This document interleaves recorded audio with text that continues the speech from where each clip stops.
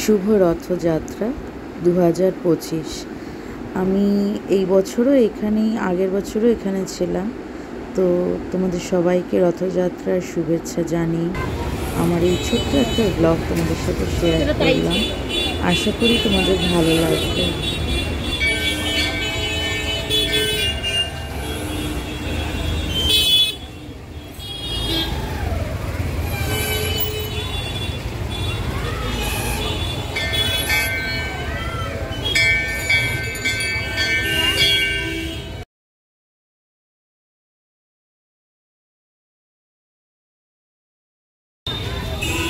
হচ্ছে রথের মেলার অবস্থা দেখো, গাড়ি রাস্তার ওপরে,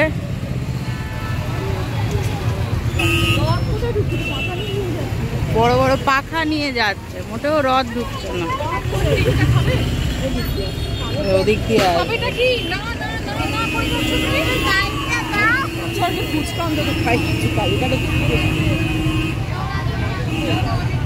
এই মেলায় যা ভিড়, মাঠ ফেলে লোকে নাকি রাস্তায় করে, লোকের অসুবিধা। আমার আরেকজন মহিলা বলছে ঢুকেছে কেন, এই হয় ঢুকবে না কেন, কোন দিকে যায়।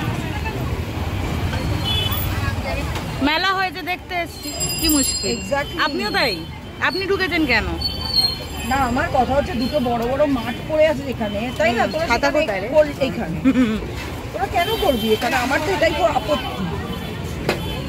এরা করলো কেন এটা কে জানে, মাঠের ভেতরে করতে পারলো না, বুঝতে পারছি না। কি কনজেস্টেড রে বাবা।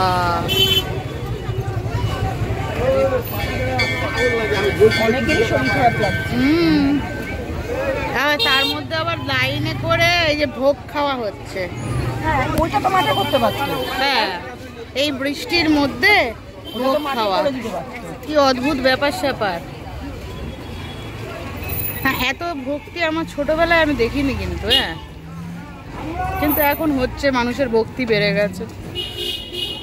আরে গলির মধ্যে বা একটা কোনো এমন জায়গায় করতে পারতো যেখানে লোকের ডিস্টারবেন্সটা হয় না, তাই কি না? একদম, মানে এই রাস্তার উপরে, মানে যেখানে যানবাহন চলাচল করে, না না, এখানে যানবাহন চলাচল করে, এটা ব্যস্ত রাস্তা, এই রাস্তার উপরে কখনোই উচিত না করা।